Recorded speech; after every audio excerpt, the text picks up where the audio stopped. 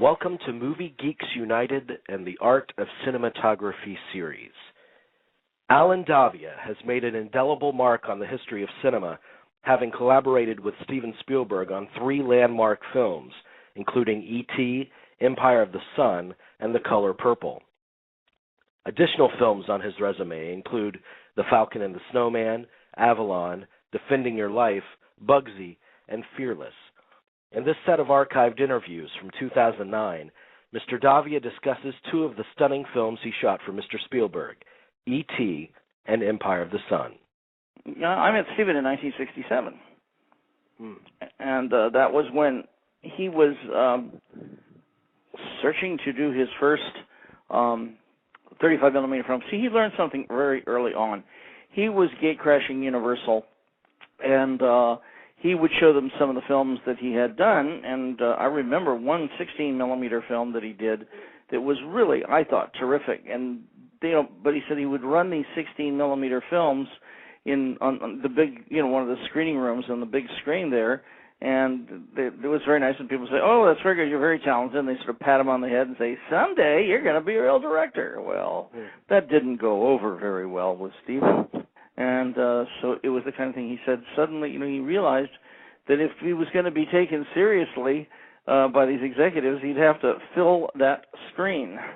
So he knew he wanted to shoot in 35mm.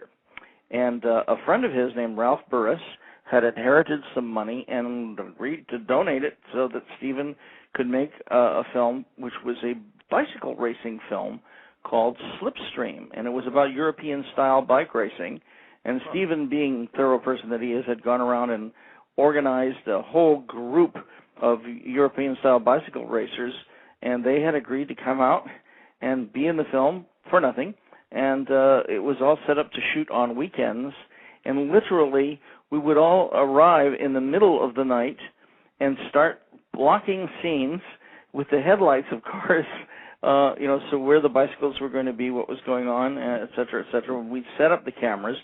I had come aboard this film because I had not worked with 35mm that much, and so I had suggested a French cameraman named Serge Agneray, who had shot in 35 a lot, as the director of photography, and then I was the B camera operator, which was great for me because I got to use 1,000mm lenses and kind of wild things like that. Yeah. And so what we would do is we would rehearse, get the scene set, and then wait, and as the sun broke over the horizon and started sending beams of light down the highway, roll, and we'd start shooting in the most gorgeous light there is at sunrise, and we would, of course, go all the way through the day and shoot in sunset light. And so we get some very extraordinary footage of the racing. And Steven had a couple of actors. One, Tony Bill, was one of the stars, and a guy named Roger Ernst was also in the picture. And we shot all of the, I forget how many weekends. I think we shot 3 weekends of bicycle racing, and he had the most, all of the action of the race. And then the last weekend was going to be at a little intersection in Santa Monica that had a very nice small town look to it. And Steven wanted to shoot the opening of the film and the closing of the film, and the people, cheering the riders on. And this was all to happen on that weekend, and he really went full tilt. We rented a Chapman crane. We had a Mitchell camera. We were set to shoot some very, very exciting stuff. And the only thing, the weather just did not get on his side. It not only rained, it monsooned the whole weekend. It was just a disaster.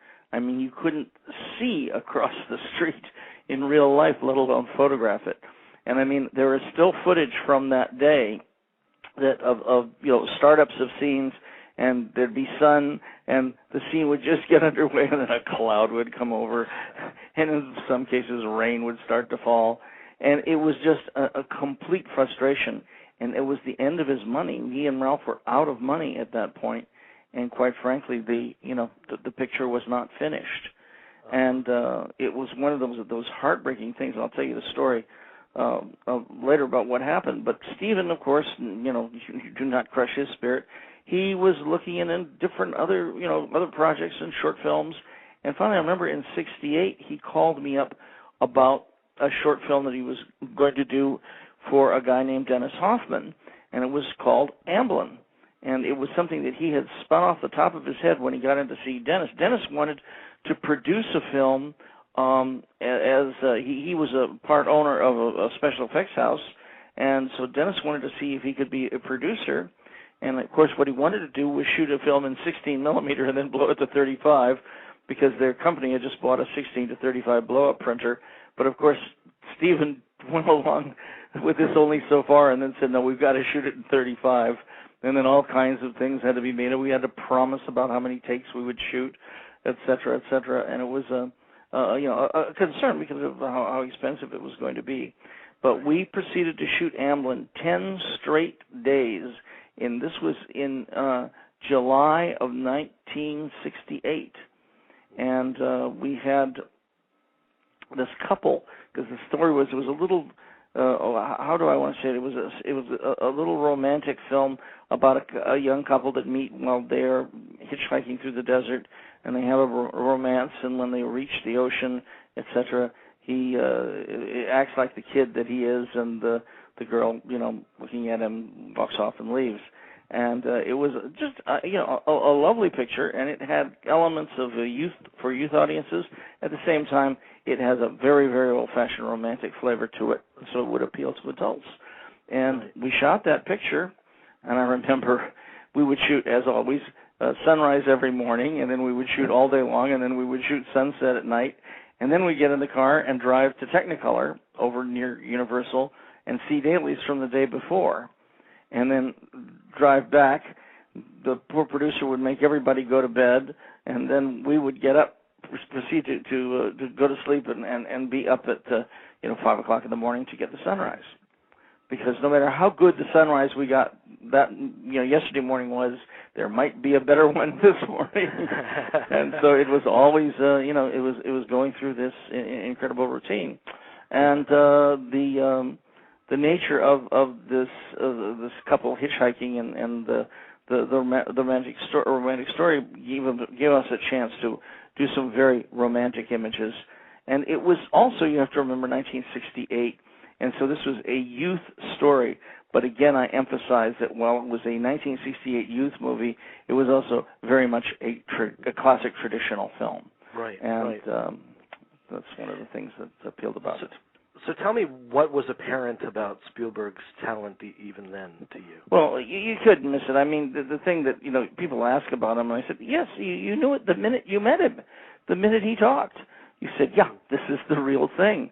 This guy has really got it. And the way he not only dealt with the camera and all of the logistics, but the fact that he communicated so well with actors. And he had a great sense of casting. And I noticed that there are a lot of people that would probably be superb filmmakers, but they don't have that immediate recognition of who is the right person to put in the film. Mm-hmm. And Steven did. And it was just, you got the idea, that his sensibilities were so perfectly suited to doing what he was doing. And on Avalon, we had shot to begin with on the little stage that Dennis Hoffman's company had, and we did the nighttime firelight scenes, etc., on that stage, and then we went out and did everything in the desert, and also then the ending was the day at the ocean. But it was a tremendous amount of work, and I can only say that what's not in the picture is astounding. In fact, I remember I'd tell Steven, well, remember the scene that we did for Avalon, blah, blah, blah, and it was like he would have no memory of it. It was something that hadn't worked for him, and he tossed it out, and that was it. Right, I might find it nostalgic, but he was strictly on to what was going to make that film work as a film. I'm wondering the conversations between the two of you. Let's go ahead and start with E.T. When it comes to the pre-production phase and the planning of it, what conversations take place? What is that language? What do you guys need to understand? Well, see, Steven, of course, what happened with Avalon was that it got him signed to Universal. And in those days, Universal was wonderful and Steven was wonderful. They tried to get me signed at Universal, but in those days, if you were not born into the Cinematographers Union, you never got into it. Was the rule then? In other words, you either had a father or a nephew who was a cinematographer, or forget it, you didn't become a cinematographer, and or you had some very good contacts in the film business. And so it was the kind of thing that you'd go, and I remember when I was 19 years old going into the office of the Cinematographers Guild and saying, you know, I'd like to get an application for joining, and they sort of sneered at me. I'm saying, we don't have any applications. I said, but you're a labor union. You have to have applications for people who want to become members. And he goes, we don't need them here. That kind of thing. Basically, it was just get out, you know. And I remember there was a guy in a baseball cap leaning against the counter that said to me at the time, look, kid, just forget it. Find something else to do. You're never getting in this union. We're not going to allow it to happen. You know, I don't know his name, but I sure wish I did because he's more responsible for me being a cinematographer than anybody else. It's just, you have to be told that that's something like that is impossible. So I had gone to work in commercials, and I was working in NABET companies at the time, and I was working with different people on lawsuits. We were involved in, I think I was involved in 3 different lawsuits. And finally, in 1975, a guy named Andy Davis, who's much better known now as a director of films, you know, than he is as a cinematographer, had found an attorney that was a terrific guy who has nothing to do with Hollywood, who was strictly a labor lawyer. And that guy said, no, you can't just sue the union. You've got to sue Contract Services Administration as well. You have to sue the producers that are handling the structure of the roster, or otherwise you aren't going to get in. And that's where the malfeasance is. That's where they are breaking the law. So we filed that suit, and our attorney warned us it would probably be 2 to 3 years before it ever came to trial.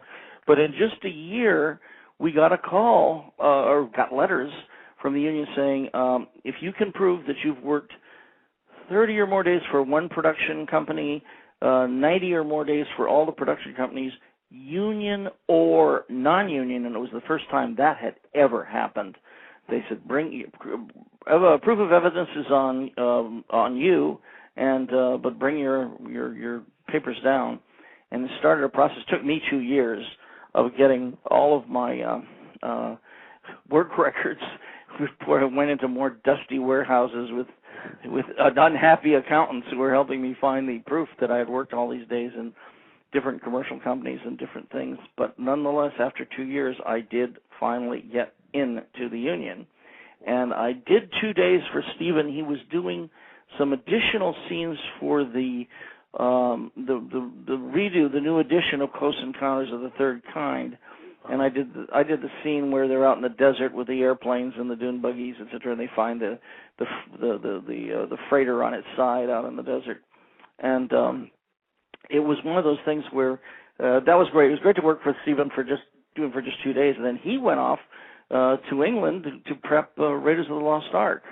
And by the time he got back, it was really wonderful because I had gotten into the union, and I had done 2 TV movies for a friend of ours named Jerry Friedman, and it was one of those things where Jerry saw Steven and says, hey, you should see what Daviau's been doing in these TV movies, and because he had come up with a rewrite of an old horror film screenplay called Night Skies.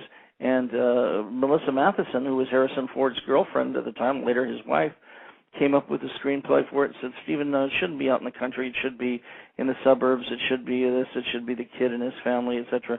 And lo and behold, she had a film called E.T. and Me. And Steven had taken the film back to Columbia, where Night Skies had been, basically developed, and offered it to Columbia. And Columbia's reply, I've never forgotten, was, well, according to our research department, nobody over the age of 12 will ever go see this movie. And, so they passed. And wow. Steven then took it to Universal, and he took it to Sid Sheinberg, and Universal said, well, wait a minute, what's this going to cost? I mean, Steven said $10 million. They said, $10 million? Come on, you've got rocket ships and extra terrestrials, and, come on, not $10 million. He said, $10 million. And he made a deal with them that if he brought it in for $10 million, he would own half the picture.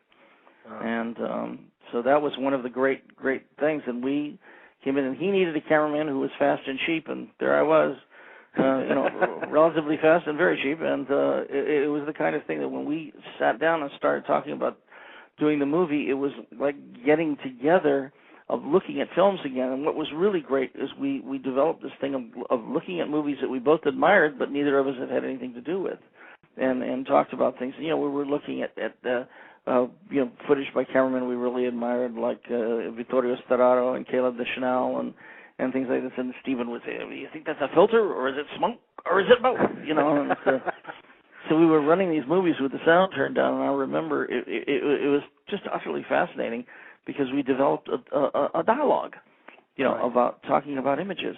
And it was one of those things that he was very concerned about E.T. because here he was doing a movie which basically starred a rubber doll, and how was it not to be perceived as a rubber doll? And he knew we had to keep it your E.T. in the dark for a great deal at the beginning of the film. And it was only as we all got to know him that we began to see him more and more. And it was the kind of thing of I would go over to Carlo Rambaldi's place, and Carlo was building E.T., and I would borrow a friend's Aeroflex. He later says, "You should buy me a new Aeroflex." I would borrow his and shoot footage of E.T., and it was always at the beginning, no matter how low-key I thought it was, he was, "No, it's too bright, it's too bright." So we developed a technique of keeping E.T. in the dark. Basically, he was always backlit. He would have a glow in his eye. He would have just the tiniest little bit of bounce light on him, and that's the E.T. that you met at the beginning of the film. And it was quite something. The way we developed the look of the picture. And if you'll figure out, of course, that when you see it, that it's all kids and the mother, and you don't see any other adults' faces in the film, right, all the way through to the end, when you do get to meet Keys when you see him. But it was a thing of control, of making a special world, a children's world with their own extraterrestrial. And it was something that Steven was extremely concerned about security on the picture, because he said, we'll have this thing ready to come out, and somebody will hear, "Little boy's got an extraterrestrial in his closet," and they'll have a TV movie out in 2 weeks. Yeah. It was a big concern, and luckily it never happened. I don't think you'd ever find this to be the same in history again. But in 1981, when we were shooting that, nobody asked questions. If it didn't come out in a press release, the press at the time was not finding out about it. And so we kept it very secret. I remember we had one preview of the film. Steven had shown the film as he cut it, Carol Littleton, and he would edit it, and he would show the film to friends of his and get very, very good response. And I remember we were getting ready to go into the lab with the picture, I think in April of '82, and we did. And then in May, Steven decided we'd have one preview with an audience, and it was in Houston, Texas. And we flew to Houston, I remember, with an answer print. I mean, this is Steven's confidence, man. His preview print is an answer print, cut negative and all. And we went to this a very nice multi-cinema, and the main room, I think, held 800 people. And I had this beautiful new print, and I brought CC gel filters so that I could make sure the projector's color was exactly on, and everything. And I remember standing outside watching the people going into the theater, because they had no idea what they were going to see. They'd only been told that day that it was a Steven Spielberg film. And I looked at that audience going, and I said, these would be the only people that ever see E.T. as a movie, because, after it opens, it's going to be an event. And so it was the kind of thing of watching that audience. And Henry Thomas was, he was, his family lived in San Antonio, and they came over, he and his mom came over and saw the film with the preview audience, and it was just one of those wonderful things where the audience stayed in total silence through the whole beginning of the film and everything, including the boys playing Dungeons and Dragons, and then Elliot went down to the bottom of the driveway and got the pizza, and he hears the noise in the backyard, and he goes into the backyard and he puts the pizza down, and he walks over and he's looking at the garden shed, and he takes a softball that's lying there and throws it into the garden shed. And when the softball flew back out, the roof blew off the theater. It was just I just watched it again last week. It's still such an overwhelming experience. There are just a few films in life that are truly magical, and E.T., that's one of them. It's the kind of thing that I got to tell you. When we were making the film, we knew we had something really good. How big it was going to be, we really didn't have any idea. But when I went into the lab, and Carol and I started timing with our with Bob Raring, our color timer at Technicolor, I would be sitting there, and I remember we were running just a cut work picture, which was there was no soundtrack, and there were two Technicolor vice presidents that were sitting in the theater with us, and I remember we got into the E.T. drinking the beer scene, and they were laughing so hard. One of them stood up, fell over in the aisle, and was roaring with laughter so much I said, "Oh boy, yep, this thing is going to be a hit, no question." Oh God! Elliot. What? Elliot. I taught him how to talk now. He can talk now. Elliot. Look what he brought up here all by himself. Elliot. What's he need this stuff for? Elliot. E.T., can you say that? Can you say E.T.? E.T. E.T. E.T. Be good. Be good. I taught him that too. You should give him his dignity. This is the most ridiculous thing I've ever seen. Oh. Phone? He said phone? He said phone? Can't you understand English? He said phone. Home. You're right. That's E.T.'s home.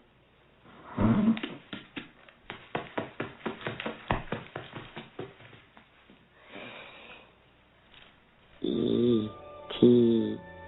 Home. Phone.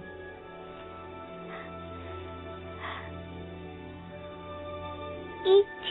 phone home. E.T. phone home. E.T. phone home. He wants to call somebody.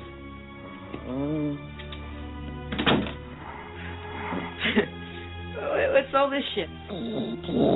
phone home. Oh my God, he's talking. Home. E.T. phone home.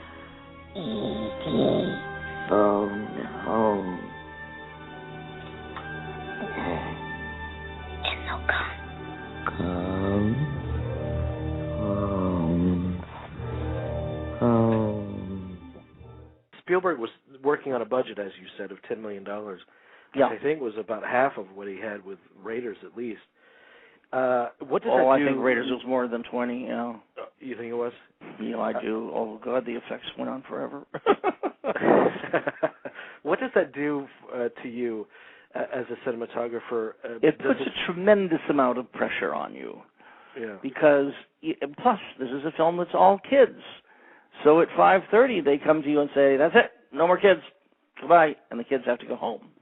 So then we're shooting with the mom. We're shooting with E.T., a lot with E.T., and different shots of E.T. from 5:30 to 7:30. We'd have that time to get the other footage. And it was just one of those things that the course of your day, you have a 12-hour day, but it's the nature of the thing where I would go to the lab every morning at 6 and see the dailies at Deluxe with Michael Crane, my daily supervisor, and then I would go over and we'd start at 7 of getting into the picture, and we would shoot like crazy, you know, as fast as we could, because it was all with kids, and this creature and E.T. And every scene always started with, where is E.T. going to be? Because understand, the E.T. that you see the majority of the time is a solid statue. I mean, he has to be planted, and incredible numbers of cables have to come out of his body and go through the floor. The sets were all built on a rise. They were all built on a platform so that there was room underneath to feed the cables wherever we could place our, I think it was 11 people were operating ET mechanically. People to this day say to me, well, God, you could do it so much better now because you do it CGI. And I go, let me ask you something. If it was CGI, what would Drew Barrymore have had to look at age 6? Hey, Drew, just look at this spot on the green backing.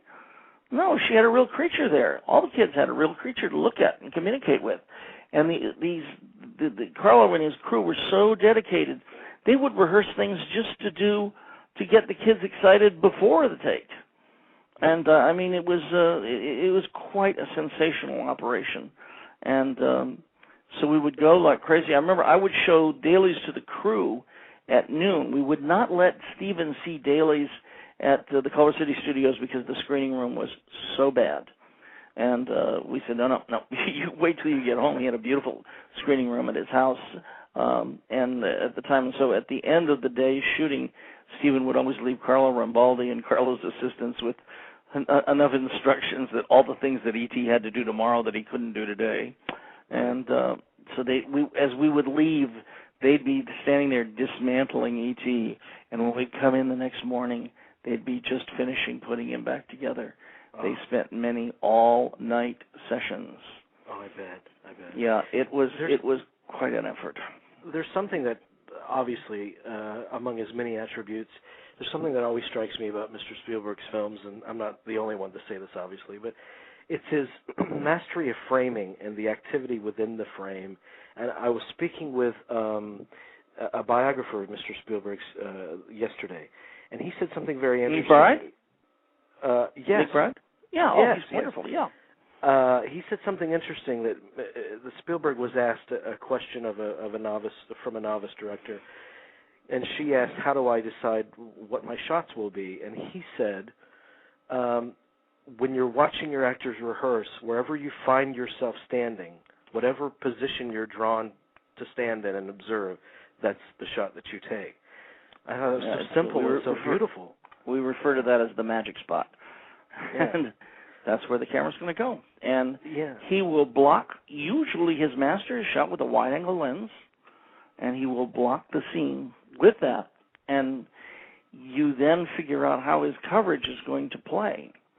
And what is so interesting is that he's rather a traditional guy in terms of the coverage you may use, but the lenses will be different than the classic coverage would have been. And he will find a way to make each shot speak through unusual lenses and unusual framing. And that's part of the magic. And when you're working with him, you're seeing, you learn to anticipate what is coming. Because I found when Steven would start to rehearse, I had to start lighting. Once I established what windows I was going to be able to use to put light through, etc., I would start my light coming in, and I find this is a valuable thing two ways. One, I'm getting a jump on it.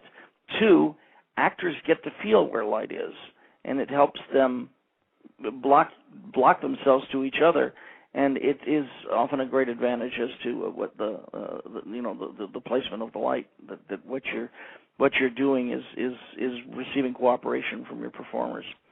And but every performer who works for Steven knows that they're going to be held to very tight standards as to where they're going to be, and when they lean in, how far that's going to be. And for the camera operator, it's extremely valuable to have subtle communication with actors so that he can give them real points of precision as to where they're going to land, because it's a complex thing for actors. What strikes me, too, is, if I'm not mistaken, around this time he's relying less and less on storyboards. Well, E.T. was very, very straightforward that way. The only things storyboarded in E.T. were the effects shots. And Kathy Kennedy, who was producing her first film, said, no, we have to have storyboards for the effects shots because we have to have the bids made by ILM on what the effect shots are going to cost based on some reality. So the effect shots were all storyboarded, and the rest, Steven decided he'd rather not have the storyboard, but because he was dealing with kids, he wanted to have the freedom of movement for the actors that not storyboarding gave him. And so that picture was done, was as Steven said, he winged it. And that means he had thought about the ways he was doing it. He has the most phenomenal method of making decisions in the course of blocking a scene that really make the scene work.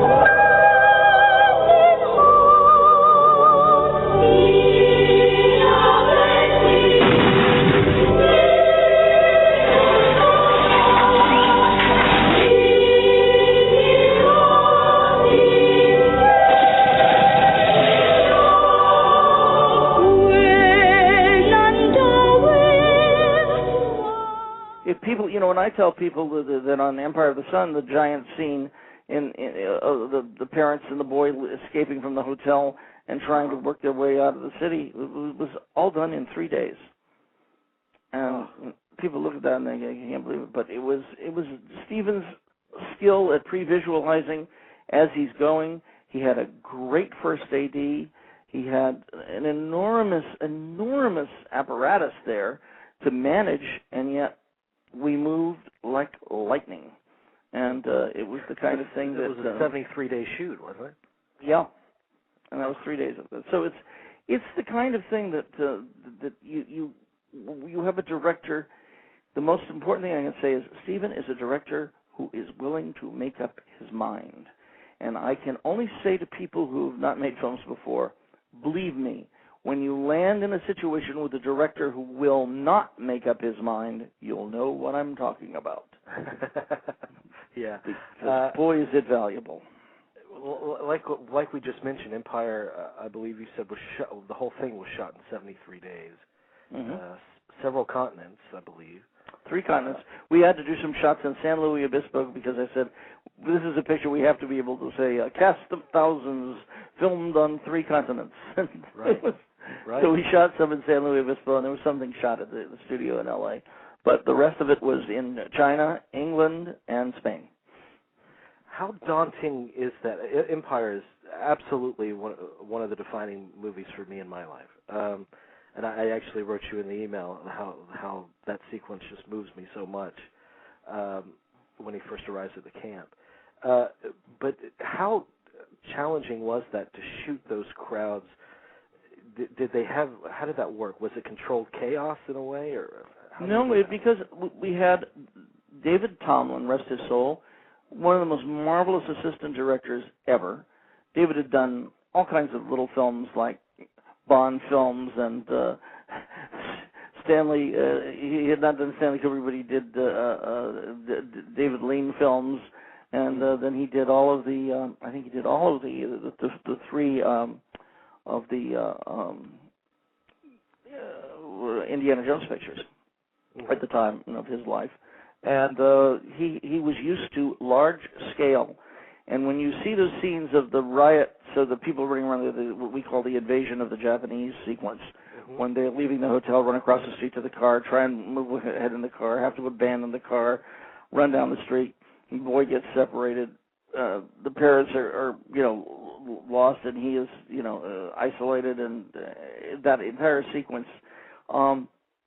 What David Tomlin did was we had an enormous group of Shanghai film studio people and a lot of ADs, and they had the extras that were in closest were extras that were professional extras that worked at Shanghai film studios all the time. But otherwise, there would be thousands of people coming from who knows where, and they'd get haircuts and they'd be put in these strange outfits, and then they would be organized. And the one thing David Tomlin said, everyone on that set has a Mark I. They know exactly where they're supposed to be standing. So when a scene that was being shot, and we would cut after a take, all of them had to go back to Mark I. They could find it rather quickly. And they knew which direction they were facing, what they were doing. And David had a stepladder. He would climb up on this stepladder, and he had a 9mm automatic with blanks. And that's what he used to cue all of the extras. He could get up on that ladder and basically fire the gun once to start group number 1 in motion, fire the gun the second time for group number 2, etc. And when the main action hit with the third shot, etc., you could just see the scissors going in to say, yep, this is where the shot starts. And what would look like utter chaos and a riot going on was so precisely planned. Because if you had a riot going on, you would have had people killed all over the place. Yeah. But because the movement that they made and where they were going was so precisely detailed in terms of how these crowds would surge around each other, it was fantastic. And seeing the dailies, that was one of the great privileges. By the way, we did not have dailies in China. We would send film out every night, but we did not have any dailies flown back in because we were very concerned that if the Chinese looked at the film, they would go, oh, no, we shouldn't have let them shoot there, etc. So the film basically went to London for processing, and it stayed in the editing room there. And so after 3 weeks of shooting, we had a week of prep, then 3 weeks of shooting in China. I left on the Saturday, and I think the crew flew back on Sunday, but I got to England a day ahead and started so I could view all of the dailies.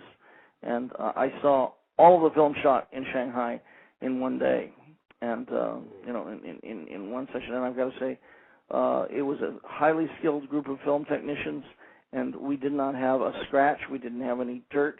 We didn't have anything that jammed up, gummed up. The focus was just as flawless as you could ask for. It was an extraordinary shoot in China, and so I was very, very happy. And I after the dailies were printed, that's a touch to the warm side for my taste, but it was wonderful to be able to run everything for Steven and Kathy and Frank and David and all of the major people in the film when they came in, and the reward was so tremendous to have engaged in an enterprise like that, going to China and seeing and shooting basically. I mean, we had Michael Kahn, the editor, and Bob Crowdy from Technicolor saw every foot of film, and we would talk to them. Stephen and I would go back to the room at night and call them, and I would talk to Bob Crowdy, and Stephen would talk to Michael Kahn, and then we'd switch.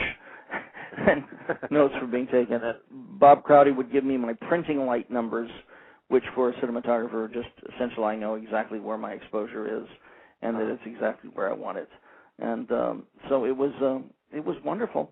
It was an incredible experience.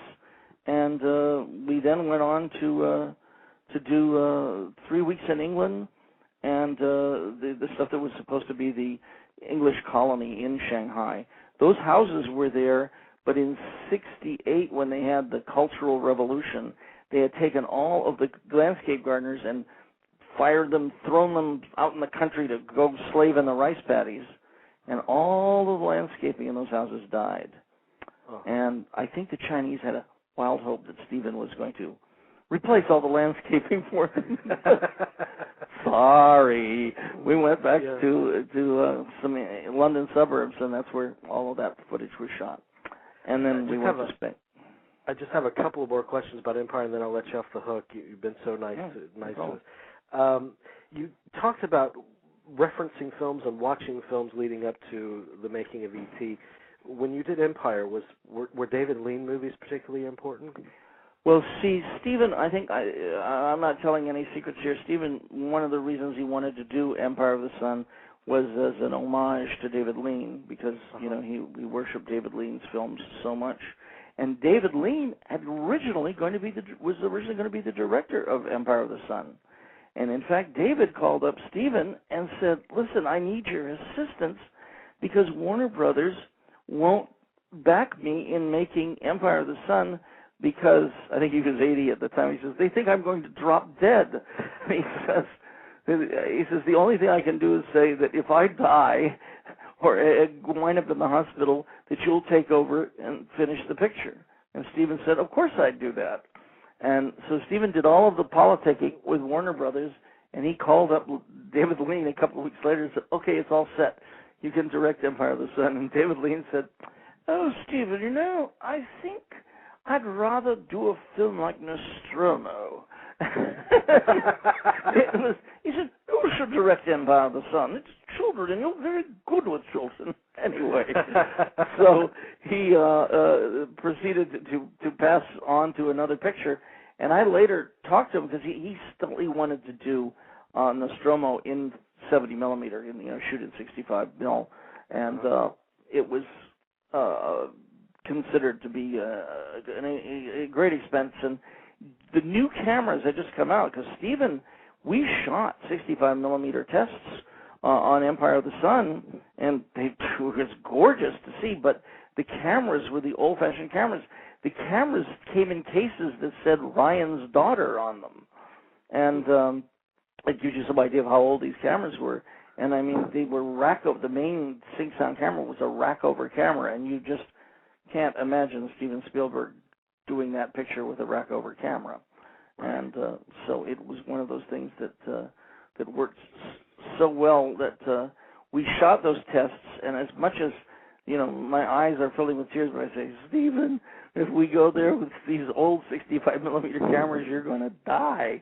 And he goes, "Oh, yeah, don't be, you're just being a coward." And I went, "Steven, what are you going to do? You use the 35 millimeter Panaflex to the extent where it's always ready to fall apart. You like to have the lens scraping along the ground." He said, "We'll dig trenches." No, you don't want to do that. But anyway, luckily I finally convinced him that he should shoot in 35, that we would later have better 70 millimeter or 65 millimeter cameras. But I thought, oh my God, now I'm going to be the rest of my life out here. Oh, we would have shot in 65, but Daviau was a coward. And instead, what happened was that what's the famous Bugs Bunny, the animated film about Los Angeles and the streetcars and right. Bob Zemeckis' picture. And they were shooting Roger Rabbit. Yeah. Roger Rabbit, yes. Yeah. So they were shooting Roger Rabbit in 8-perf. They had a blimp 8-perf camera. And Steven went downtown to watch them shoot on their opening day. And they were having, the typical startup problems with a new camera. And it was like, oh, God. But he said, oh, thank God we're not shooting in 65. It was a nightmare watching them work. So I was forgiven going in, thank heaven. But yeah, it was really something. And just going through the whole thing with the movie, coming back knowing that Steven wanted this additional sequence, which, as I said, we did in San Luis Obispo, which is the sequence where he finds the outpost that's been taken over by the Red Army and the communist Chinese. And it was a wonderful sequence that we got to do. And Steven wanted to use a very, very strong kind of filtration on it. He wanted extreme diffusion because it's the scene that just follows the A-bomb. And I used a type of Tiffin filter that was little circles of diffusion on a piece of glass that already had diffusion in the main piece of glass. And if you looked at these filters, they were terrifying. But it worked just right, and we wanted to make the print real bright. And I remember Rob Hummel was running Technicolor dailies then, and I said, this is going to be, it'll scare you. And I shot my grayscale at normal, and then I said, let it go this bright. and I think they were terrified looking at that bright. They took it down just about 3 or 4 points, and I sort of said, okay, make it 5 points brighter. And he went, oh my God, 5 points brighter. And all this footage, and I got all the footage reprinted 5 points brighter with this extreme diffusion. And then I took it to show it to Steven, and Steven sat in the security room, and when he came up, he said, that's it. That's what I wanted. Yes, I can tell you, because you sometimes you carry things out, and this was photographed into it, man. This wasn't going away. And so that's the thing about the old-fashioned style things. People today, we're so used to digital intermediate and all the rest. Oh, well, we'll see what it looks like later. Then you made your commitment, and you shot it that way, and you hoped you'd committed to the right thing. And in this case, we did. What do you have a favorite image or a favorite sequence? It's a very quiet scene. It's after the P-51 raid, which that'll keep your nerves stirred up. and you have that wonderful thing, and the doctor has carried him downstairs, and the whole thing. And it's you see Jim entering into the British couple's their residence where he had originally stayed before he went to live with Basie and the Americans. And he's got his suitcase, and he comes in, and she sees him standing there, and there's not a word spoken. And the sequence is basically she moves his bed, and she gives him things like the Life magazine, etc. And he pastes that up on the wall and sits down, and he realizes he's moved back in. And it's just that sense of quiet and the very soft light and the response of the couple to him being there. I just think it's one of the most evocative scenes of everything to do with his missing childhood. Yeah. Oh, that movie tears me up. I look at your movies, Bugsy, Fearless, obviously Empire, and I'm just a kid from Florida, but I want to let you know that as a movie fan, your work has meant a lot to me in my life, and I appreciate it very much. Well, that's why we do it. We really appreciate hearing that, and we love to have meetings and screenings and discussions with people. It's why films are different today than when they were entirely in a studio system, and when filmmaking left the studio system and became truly independent. I think there's been a greater communication with film lovers than there ever was in the past. That's it for this episode of our Art of Cinematography series. You can listen in on additional episodes and interviews with many of today's top cinematographers, including Robert Richardson, Vilmos Zsigmond, Allen Daviau, Paul Cameron, Jeff Cronenwith, and more by visiting MovieGeeksUnited.net/Art of Cinematography.